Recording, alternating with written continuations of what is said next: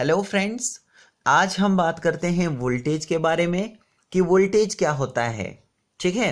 So voltage को समझने से पहले हम वर्क को देखते हैं कि वर्क क्या होता है। देखिए फ्रेंड्स, मान लीजिए कि ये हमारे पास एक टेबल है और इस टेबल के एक कोने में हमने एक किताब को रखा है। मान लीजिए इस कोने का नाम हम ए नाम दे देते हैं और दूसरा इस टेबल का जो दूसरा कोना है उसको हम बी नाम दे देते हैं। ठीक है। अब अगर हमने इस बुक को ए प्लेस से या फिर कहिए कि टेबल के एक कोने से दूसरे कोने पर बी कोने पर अगर हमने पहुंचाना है तो इस बुक के ऊपर क्या करना पड़ेगा, एक फोर्स जो है वो अप्लाई करनी पड़ेगी, यानी एक फोर्स लगानी पड़ेगी। उस फोर्स के चलते ही तो ये किताब अपनी पोजीशन को चेंज करेगी, यानी कि ए प्लेस से बी प्लेस तक पहुंचेगी। ठीक है। तो वर्क क्या हो जाता है कि जो फोर्स इस ऑब्जेक्ट पर लगेगी यानी इस किताब के ऊपर लगेगी, जिसके चलते क्या करेगी, ये एक डिस्टेंस जो है वो ट्रेवल करेगी, यानी ए से बी प्लेस पर पहुंचेगी। सो वर्क क्या हो जाता है, फोर्स जो इस बुक के ऊपर लगती है और उस फोर्स के चलते ये क्या करती है, एक तरह से डिस्प्लेस होती है। So force multiply by displacement क्या हो जाता है, वर्क हो जाता है। ठीक है। इसी तरह से मान लीजिए कि एक हमारे पास कॉपर की तार है। तो जैसे ये हमारे पास कॉपर की तार है, अब इस कॉपर की तार में क्या होंगे, बहुत सारे एटम्स होंगे, है ना, बहुत सारे एटम्स होंगे। आपको पता है कि हर कोई चीज हमारे एटम से ही मिलकर बनी है। और अगर हम एटम की बात करें तो एटम क्या होता है, एक स्मॉल पार्टिकल होता है। जैसे मैंने आपको बताया था, देखिए ये हमारे पास रेत है ना, तो रेत के देखिए ये कितने छोटे छोटे पार्टिकल्स हैं कि नहीं है, बहुत ही छोटे छोटे पार्टिकल्स हैं। इसी तरह से एटम भी हमारे पास क्या है, एक बहुत ही छोटा पार्टिकल है, बहुत ही छोटा कण है। आप इसे इमेजिन कर सकते हैं। ठीक है। अब इस एटम की अगर हम बात करते हैं तो इस एटम के अंदर से क्या होता है, यानी ये जो एटम होता है, जो स्मॉल पार्टिकल होता है, बहुत ही छोटा कण होता है, अगर हम इसके अंदर की बात करें तो इसके अंदर से क्या होता है, सबसे अंदर वाले पार्ट को हम न्यूक्लियस बोलते हैं। जैसे मैंने आपको बताया था, न्यूक्लियस बोलते हैं जिसमें पॉजिटिव चार्ज होता है, यानी प्रोटॉन्स होते हैं जिन पर पॉजिटिव चार्ज होता है। और न्यूक्लियस के इर्द गिर्द में बहुत सारे शेल्स होते हैं जिन पर इलेक्ट्रॉन जो हैं वो घूमते रहते हैं। तो न्यूक्लियस से सबसे बाहर वाला जो शेल होता है उसमें जो इलेक्ट्रॉन होते हैं वो अपने न्यूक्लियस के साथ वीकली जुड़े होते हैं। क्या जुड़े होते हैं, वीकली जुड़े होते हैं, या फिर कहिए कि लूजली वो जुड़े होते हैं। वो हम इस तरीके से भी समझ सकते हैं फ्रेंड्स कि इनका जो डिस्टेंस होता है, यानी ये जो हमारे पास सबसे लास्ट वाले शेल में जो इलेक्ट्रॉन होते हैं वो अपने न्यूक्लियस के साथ काफ़ी दूर होते हैं, यानी डिस्टेंस इनका बहुत ही ज़्यादा होता है। इसलिए हम समझते हैं कि ये जो न्यूक्लियस की इन पर फोर्स होती है, जो एनर्जी होती है, वो बहुत ही कम होती है। इसीलिए हम कहते हैं कि ये जो इलेक्ट्रॉन, वैलेंस इलेक्ट्रॉन होते हैं, ये अपने न्यूक्लियस के साथ क्या होते हैं, लूजली जुड़े होते हैं, लूजली जुड़े होते हैं। सो ऐसे इलेक्ट्रॉन्स को हम क्या बोलते हैं, फ्री इलेक्ट्रॉन्स बोलते हैं।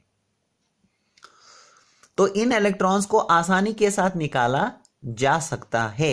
तो कैसे निकालते हैं, देखिए इलेक्ट्रॉन जब निकलेगा और वो एक डायरेक्शन में फ्लो करेगा तभी तो हमें एक इलेक्ट्रिक करंट मिलेगी। इलेक्ट्रिक करंट, क्योंकि इलेक्ट्रॉन जब फ्लो करता है तो उसके फ्लो करने से ही हमें इलेक्ट्रिक करंट मिलती है। जब इलेक्ट्रॉन हमारे एक डायरेक्शन में फ्लो करते हैं, एक डेफिनेट डायरेक्शन में फ्लो करते हैं, तो हम कहते हैं कि हमें क्या मिलती है, एक इलेक्ट्रिक करंट मिलती है।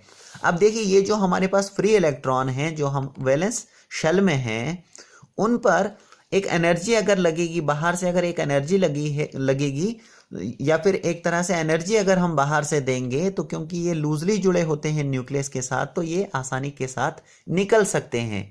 लेकिन इस पर कौन सी एनर्जी हम लगाएंगे, तो इसके लिए हम क्या करते हैं, वोल्टेज को अप्लाई करते हैं। क्या करते हैं, वोल्टेज को अप्लाई करते हैं। तो वोल्टेज क्या करता है कि एक एनर्जी जो इन इलेक्ट्रॉन्स, जो हमारे कंडक्टर के अंदर से इलेक्ट्रॉन होते हैं, या फिर कहिए कि कंडक्टर के अंदर से जो एटम होते हैं, उनमें जो सबसे वैलेंस इलेक्ट्रॉन होता है, जो लूजली जुड़ा होता है अपने न्यूक्लियस के साथ, उन पर, उन फ्री इलेक्ट्रॉन्स पर एक एनर्जी जो है वो हमारा वोल्टेज प्रोवाइड करता है। वोल्टेज क्या करता है, कि फ्री इलेक्ट्रॉन्स पर ये एनर्जी दे देता है, यानी एनर्जी एक लगती है फ्री इलेक्ट्रॉन्स पर, जिसके चलते वो क्या करते हैं, मूव करते हैं, और उसी के चलते हमें क्या मिलती है, इलेक्ट्रिक करंट मिलती है। यानी कि बिना वोल्टेज के हमारे पास करंट नहीं हो सकती है। सो ये वोल्टेज जो है ये बहुत ही जरूरी है फ्रेंड्स, ठीक है। अब इस वोल्टेज को हम रिप्रेजेंट करते हैं कैपिटल लेटर V के साथ, और ये होता है W/Q, ठीक है। W यानी कि वर्क डन, है ना, क्योंकि देखिए हमारे पास अगर हमने बुक को A प्लेस से B प्लेस तक पहुंचाना था तो हमने क्या किया, एक वर्क किया, यानी वर्क के चलते ही हमें क्या लगी, फोर्स लगी, और उसकी वजह से फिर ये डिस्प्लेस हुआ, एक डिस्टेंस ट्रेवल किया इस बुक ने। तो इसी तरह से यहाँ पर वोल्टेज भी क्या करता है, एक तरह से वर्क डन का ही काम करता है। यानी कि जो हमारे कंडक्टर के अंदर से फ्री इलेक्ट्रॉन्स होते हैं उन पर क्या करता है, ये एक वर्क करता है, यानी उन पर एक तरह से एनर्जी लगती है, जिसके चलते ये डिस्प्लेस होते हैं, या फिर कहिए कि कंडक्टर के अंदर से मूव करते हैं, चलते हैं, ठीक है। तो इसीलिए, या फिर इस तरीके से भी लिखा होता है V which is equal to E/Q। E क्या है, हमारे पास एनर्जी है जो चार्जेस के ऊपर लगती है। चार्ज यानी क्या, इलेक्ट्रॉन, इलेक्ट्रॉन्स जो इस कंडक्टर में होंगे, मान लीजिए कॉपर का कंडक्टर है, तो इसके अंदर से जो हमारे पास इलेक्ट्रॉन्स होंगे उन पर जो एनर्जी लगेगी वो हमारे पास क्या होता है, वोल्टेज होता है। So V which is equal to W/Q लिखिए, या फिर इस तरह से लिखा होता है V which is equal to E/Q, यानी एनर्जी जो हमारे चार्ज के ऊपर लगती है। क्यू क्या है, हमारे पास चार्ज है, और ई क्या है, हमारे पास एनर्जी है, और ये वी क्या है, वोल्टेज को हम वी के साथ रिप्रेजेंट करते हैं। अब ये हमारे पास वर्क और एनर्जी का जो ऐसा यूनिट होता है वो क्या होता है, जूल, ठीक है, और जिसको हम जे के साथ लिखते हैं। और ये जो चार्ज होता है उसका ऐसा यूनिट होता है कूलम, जिसको हम सी के साथ लिखते हैं, ठीक है। सो वोल्टेज का ऐसा यूनिट क्या हो जाएगा, जूल पर कूलम। वोल्टेज का ऐसा यूनिट क्या हो जाएगा यहाँ पर, जूल पर कूलम, और इसी को हम क्या लिखते हैं, वोल्ट लिखते हैं। समझ में आ रहा है। अब यहाँ पर देखिए, ये जो हमारे पास वोल्टेज होता है इसको हम कई नामों से जो है जानते हैं, जैसे कि हमारे पास वोल्टेज को ही हम पोटेंशियल डिफरेंस भी कहते हैं, पोटेंशियल डिफरेंस भी इसी को कहा जाता है, और वोल्टेज को ही हम इलेक्ट्रिक पोटेंशियल भी कहते हैं, इलेक्ट्रिक पोटेंशियल कहते हैं। तो इलेक्ट्रिक, तो इन सब का यूनिट भी क्या है, सेम ही है, यानी पोटेंशियल डिफरेंस का यूनिट भी हमारे पास वोल्ट होगा, इलेक्ट्रिक पोटेंशियल का यूनिट भी हमारे पास वोल्ट होगा, ठीक है। तो इनका यूनिट जो है ये सेम ही होता है, और ये एक तरह से हमारे वोल्टेज के ही अलग अलग नाम हैं। देखिए पोटेंशियल डिफरेंस क्या होता है, जैसे मैंने आपको बताया था, हमने 2 कंटेनर लिए थे और दोनों कंटेनर्स में हमने पानी को भर के रखा था। इसमें डिफरेंस क्या था कि एक कंटेनर में हमने ज़्यादा पानी रखा था, दूसरे कंटेनर के कंपेयर में, दूसरे कंटेनर में हमने कम पानी रखा था।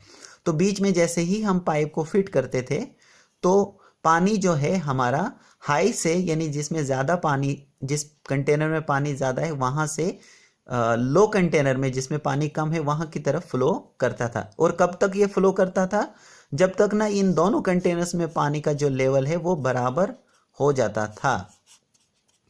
तो इसी तरह से जैसे ही पानी कंटेनर में बराबर हो जाता है तो पानी जो है यहाँ से चलना बंद हो जाता है।